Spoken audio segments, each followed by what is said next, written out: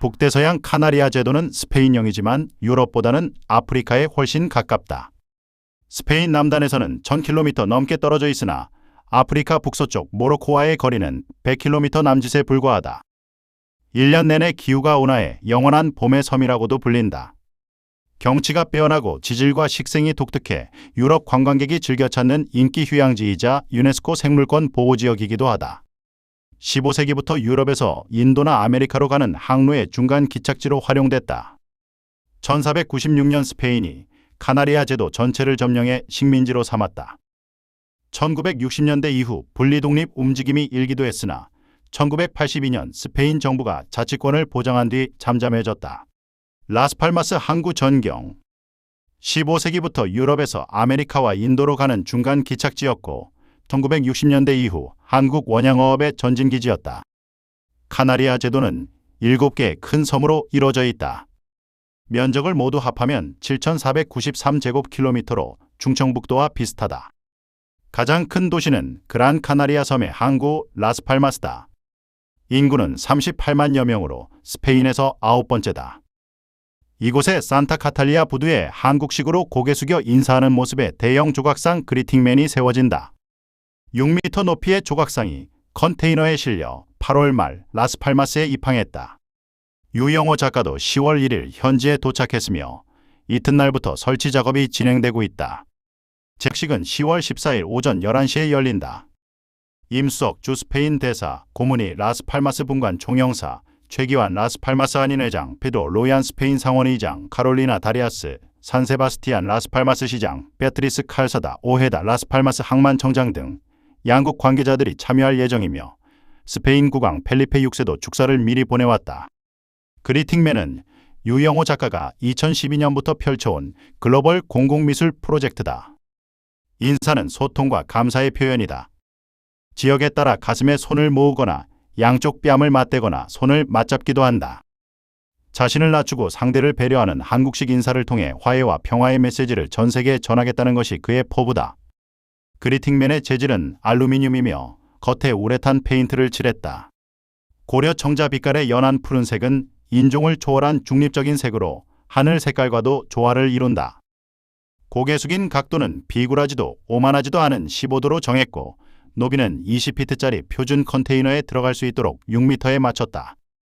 한국의 대척점인 우루과이 몬테비데오를 시작으로 태평양과 대서양을 연결하는 파나마, 적도 부근의 에콰도르 카얄베와 과야킬, 브라질 상파울루, 미국 뉴저지, 멕시코 메리다, 베트남 후에에 세워졌다.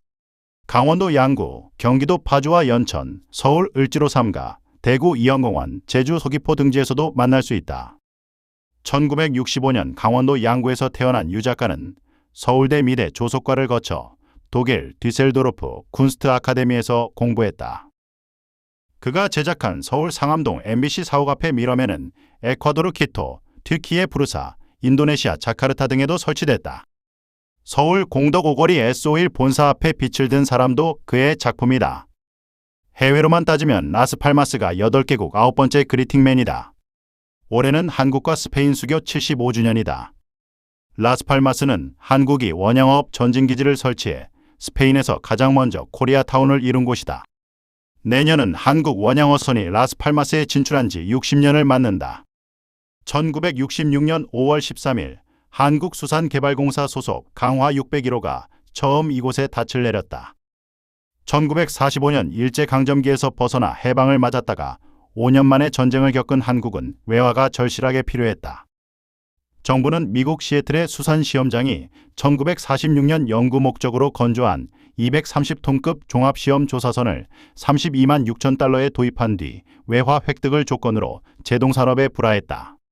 우리나라 원양어선 1호였다. 배 이름은 남쪽으로 뱃머리를 돌려 불을 건져 올리라는 뜻으로 이승만 대통령이 진화모라고 명명했다. 역사적인 첫 출항은 1957년 6월 29일 이루어졌다.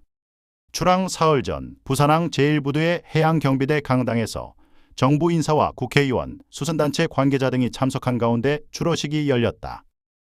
윤정구 선장은 출어식에서 보내준 격려를 국가의 지상명령으로 알고 기필코 시험조업에 성공하겠다고 굳게 다짐했다.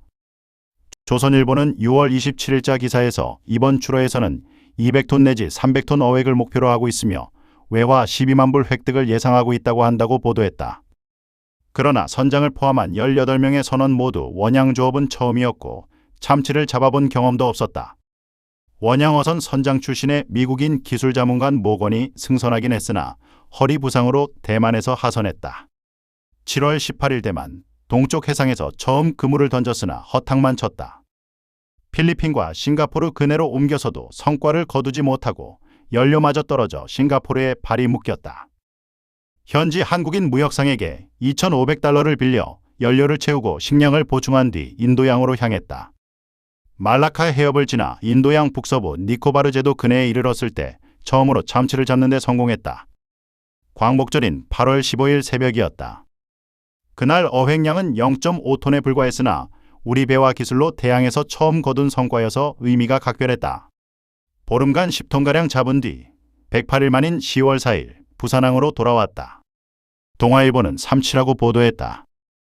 삼치는 고등어과로 다랑어과의 참치와는 다르다. 이 대통령에게 선보인 것도 돛새치과의 청새치였으나 참치로 소개됐다. 우리나라에서는 볼 수 없던 물고기여서 혼선이 발생한 것이다.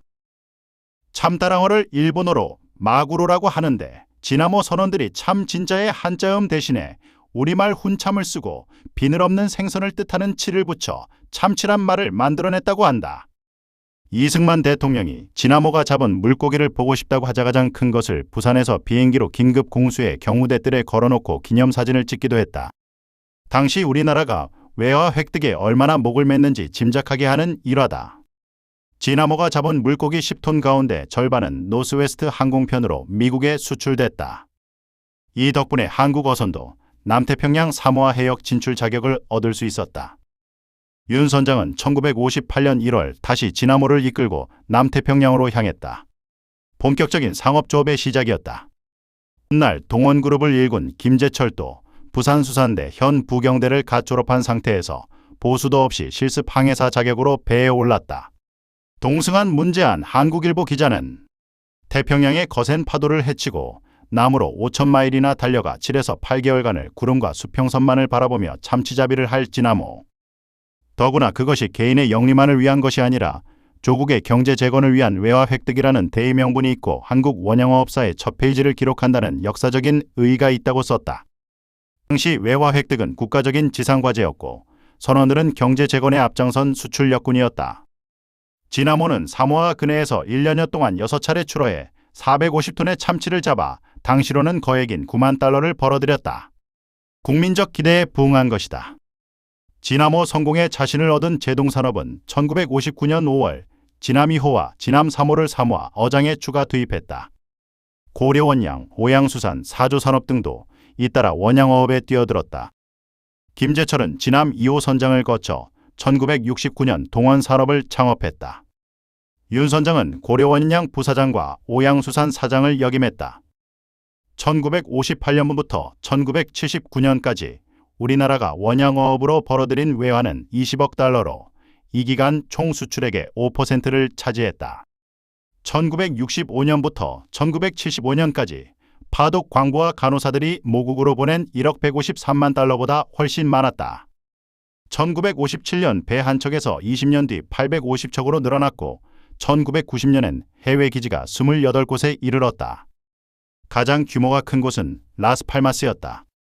1970년대에는 한국 어선 250여 척이 북적거렸고 상주 동포가 4천여 명을 헤아렸다. 1979년 라스팔마스 시립묘지에 순직한 한국 선원 묘역을 꾸며 위령탑을 세운 데 이어 2002년 해양부가 납골당을 설치해 117기의 유해를 봉안했다. 125기까지 늘어났다가 일부는 국내로 봉안돼 지금은 83기가 남아있다. 이곳 말고도 사모아, 피지, 타히티, 수리남 등의 순직 원양 선원 묘지가 있다. 현재는 라스팔마스에 재외국민 476명과 스페인 국적자 285명을 합쳐 761명이 거주하고 있다. 스페인에 처음 개설된 총영사관도 영사관을 거쳐 분관으로 격화됐다. 우리나라 원양업체와 원양어선 수도 급격히 줄어들었고 선원들도 이젠 동남아 국적자들로 대체됐다. 김재철 동원그룹 회장은 1935년 전남 강진 태생으로 우리나라 원양어업의 신화를 만든 살아있는 전설이다. 어선 2척으로 시작해 국내 최초의 헬리콥터 탑재식 선망어선을 도입하고 참치 통조림을 국내 최초로 출시하는 등 업계를 선도해 연매출 8조 원이 넘는 종합식품 수산그룹을 일궜다. 한국수산의 초대 회장, 한국원양어업협회장, 한국무역협회장, 장우고 기념사업회 이사장, 여수엑스포 유치위원장 등을 역임하고 금탑산업훈장, 국민훈장, 무궁화장과 모란장, 인촌상, 뉴질랜드, 세네갈, 일본, 칠레, 페루, 벨기에 정부 훈장, 가장 존경받은 기업인상, 올해의 21세기 경영인 대상 등을 받았다. 장학사업과 기부활동에도 앞장섰다. 1979년 동원 유경재단을 설립해 지금까지 6,000명이 넘는 초중고생에게 장학금을 지급하는가 하면 한양대 AI 솔루션 센터에 30억 원, 카이스트에 500억 원, 서울대에 250억 원의 사재를 출연했다. 카이스트는 AI 대학원 이름을 김재철 AI 대학원으로 개칭하고 서울대는 김재철 AI 클래스를 신설했다. 지난 9월 28일 전남 완도 청해진 스포츠센터에서 열린 제10회 장보고 한상어워드 시상식에서는 스페인의 권영호 인터블고 IB그룹 회장이 대상을 받았다. 장보고 글로벌 재단과 완도군이 제정한 이 상은 대한민국의 경제문화 영토를 넓히는 데 공이 큰 재외동포 경제인에게 수여하고 있다. 1941년 경북 울진 태생의 권 회장은 1966년 국내 최연소 기관장으로 원양어선을 타기 시작했다.